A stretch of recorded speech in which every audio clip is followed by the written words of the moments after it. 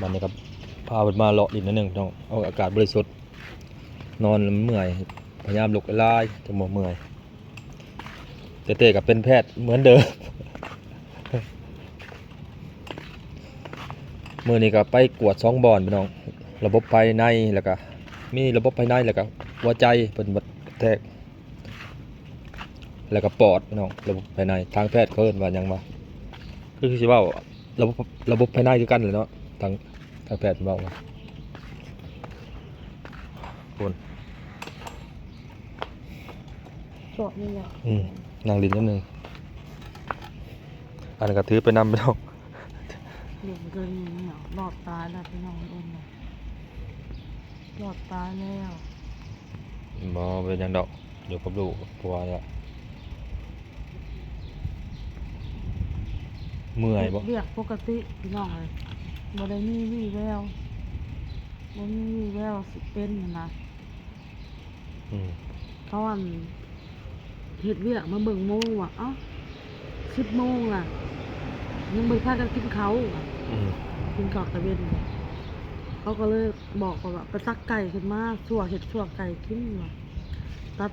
ไก่ใส่กระซ้ำแล้วก็สิชั่วไก่ เจ้ากี้กระเปียกกับผมคอยเนาะ รู้สึกแบบตกใจนะรู้สึกแบบรู้สึกตกใจ ตกใจหยังมันเด้งขึ้นไปเองบ่เลย มันตกหัวใจเฮานี่ตกวัมวัมวัมวัมวัมวัมแล้วก็ อืม หัวใจเต้นแฮงแล้วก็เริ่มหายใจแบบว่า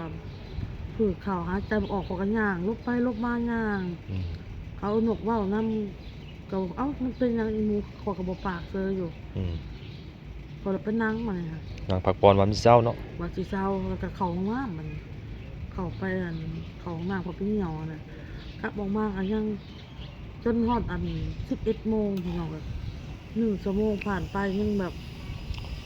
บรู้สึกว่ามันเต้นแฮงเข้าแล้วเฮาก็หายใจแบบบ่ออกบัด อืม นี้ผืดเข่าก็เลยเอิ้นอนุกมาเมื่อคืนอนุกเขาเป็นหยังเขาเป็นเขาคือเมื่อยว่าเขาเมื่อยเลยเด้อว่าหายใจคือเบือดติดอ่อนว่าเนาะ อืม เอาเฮ็ดได้ให้กูเฮ็ดได้อนุกว่าเอาเขาไปหาหมอแน่บอกเราเดี๋ยวกับมี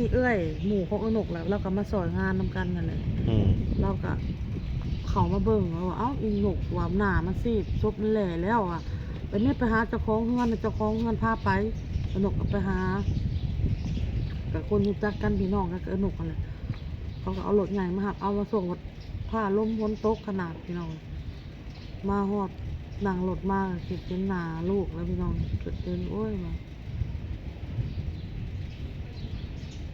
สิรอดอยู่บ่สิสิตา คอยบัดอันหยังคอยบัดออโต้บัดพ้นตกบัดนี้เขาจะ มันหยุดก่อนนะใครแน่ บ่ได้ยิน ลู พี่ ก น้อง เต้าใหญ่นะใครแน่นะในใจคิดแต่ก็คือมีแห้งเลยพี่น้องเลยหัวใจเต้นปกติแล้วเนาะหายใจโล่งแล้วหายใจธรรมดาแต่ว่าเมื่อยพี่น้องเลยเมื่อยแล้วก็วินหัวจิบหัวพอหมอเพิ่นว่าข่อยมีอาการเครียดน้ำแน่อมยาโดยพี่น้องเลยแล้วว่ากันมาติเนาะฝนตกหากาเศร้าเศร้านี่ตกไม่นึงพี่น้องแต่อากาศมันดี เอามาสูดบรรยากาศบริสุทธิ์ไปแต่เงาดูดจับเดี๋ยวมันถูกเก่าขึ้น ต่อใส่ อันน่ะไปแต่เนาะอันมาอยู่สวรรค์ออโต้ก็อยู่กับป้าเพิ่นย่าเพิ่น เนี่ยเมื่อคืนนี่มากอะมากเกินหนุกกับผัวของสลาผู้เจ้าของรถแล้วเพิ่นพามาแล้วก็บอเต้เอามาพี่น้องบอเต้แล้วก็อ้าวปะเตี้ยมาแล้วก็ย่าพี่น้องย่าเป้มาเพราะว่าย่าอ้นน่ะเราสิมาบ่ได้เราลุงเอาหลานมา3 คนมัน4ทั้งออโต้เพิ่นก็เลยไปมาเมื่อเช้านี้ป้าเพิ่นก็มาพี่น้องเอ้ยเราก็ยากท่านมาปัดป้าปัดปริมาเราต้องอยู่เบิ่งลูกเบิ่งหลานเด้อพี่น้องเด้อเนี่ย มีไม่เฒ่าอยู่เรือนเลย ขอบมกขอบใจหมู่ปู่มันจะขู่ทุกคนแล้วก็ป้าลุงแล้วก็FCมันจะขู่ทุกคนนี่เป็นห่วงเป็นใยขอบคุณหลายๆเนาะที่เพิ่นให้กำลังใจเด้อพี่น้องเด้อขอบคุณหลายๆเรื่องแบบนี้มันมีใครอยากให้มันเกิดดอกพี่น้องเรื่องแบบว่าหายใจบ่ติดซอกเป็นหมู่อ้นก็เป็นกัน เขาก็บ่ได้อ้วนป่วยเขามันเป็นนะมันถูกมันสิเป็นน้องแต่ถ้าสิ่งที่ FC เพิ่นเว้ามากก็แม่นเพิ่นอยากให้ลดหนึ่งมารักษาสุขภาพสองมา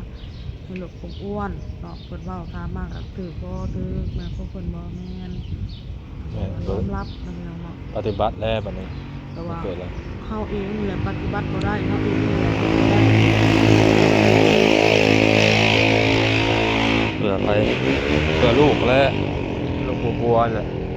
มันอีหยังก็แซ่บไปหมดคือว่าอยากไปหมดFC เว้ามากก็แม่นมันเป็นมาแล้วแบบนี้แหละยากเนาะ เอาบัดนี้ ยากเงินยากคำอีกบัดนี้ ลูกน้อยอีกเอาอะ ลูกเต้าก็ยังน้อย มีแต่ไป พอละ ผมมีใครอยากให้มันเกิดดอกพี่น้องเรื่องแบบนี้เนาะพี่น้องเนาะ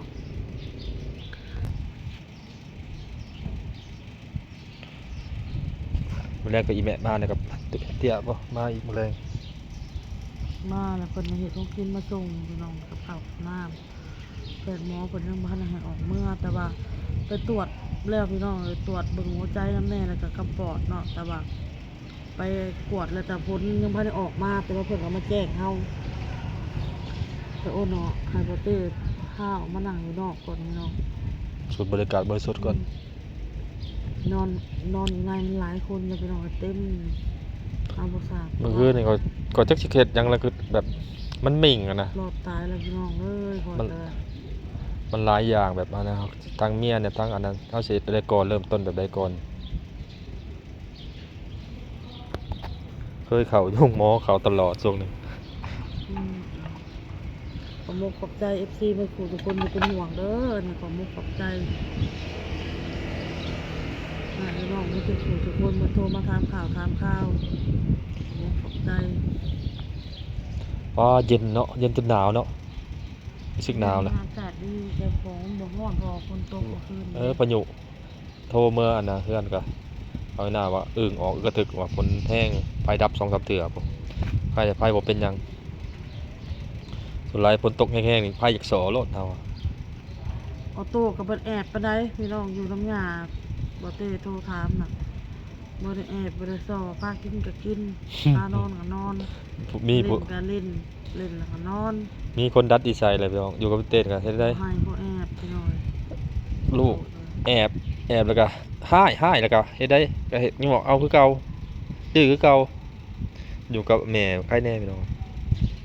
โตเบิ่งลูกตลอด มีแต่ว่ายังเมื่อยพี่น้องเอ้ยบ่มีหยังหลายดอกหัวใจนี่ปกติและดีขึ้นคันสิว่าก็ดีขึ้นหัวใจนี่เต้นปกติหายใจปกติตามแต่ว่า มันยังเมื่อยอยู่นะมันเมื่อยมันยังขึ้นลอยๆอยู่พี่น้องนะยังมึนน่ะ มัน อันนี้ครับ ตามมันโดนตัวแบบมันลอยแล้วก็มึนน่ะ เปิดอันนั้นเขาบอกเปิดสิลุกจะไข่บ่แม่นง่ายได้ต้องกินยาอันนี้อีกยาแบบยัง เมื่อคืนนี่ก็ รักษา มากับกวดเลือดขาวขึ้นสูงสองมาข่อยมีความเครียดสามมาขาด ธาตุ เครียดเสียด เก็บเสียดเลยธาตุ ขอยก็บ่ฮู้หรอกว่าเครียดเสียดคืออีหยังเนาะพี่น้องมันข่อยบ่ฮู้เนาะ ให้ผู้ FC ผู้ที่เป็นฮู้ก็เม่นมาบอกเลยครับเขาเบิ่ง YouTube มาแล้ว เก็บเสียดเลยยังทางการแพทย์ แต่ก็มีแต่มารอเบิ่งตัวนี้นี่ต้องไปกวดเบิ่งอัน ไปจะเพิ่น กวดเบิ่งหัวใจกับปอดนี่เนาะพี่น้องว่าในๆก็คันว่าบ่มีหยังบ่ได้เป็นหยังเฮาก็สิขอออกพี่น้อยออกมาอยู่เฮือนเนาะออกมาอยู่เฮือนออกมาพักผ่อนอยู่เฮือนพุ่นแหละอยู่ห้องหมอบัดค่าใช้จ่ายแต่ แต่ละมื้อ บ่แม่นแต่ละมื้อเช้าเพลแรงเลยพี่น้องถ้าบ่มีหยังนะเฮาก็ออกเมื่อนอนอยู่เฮือนกินยาอยู่เฮือนนะเฮาก็บ่ได้เสียเงินเฮาบ่ได้เป็นหยังหลายถ้าว่าแพทย์หมอว่าออกมาได้ถ้าว่าแพทย์หมอว่าออกเมื่อบ่ได้เฮาก็อายุก็ ทางเบิ่งมื้อเนาะกับเบิ่งเลยพี่น้องเป็นแบบใดกับ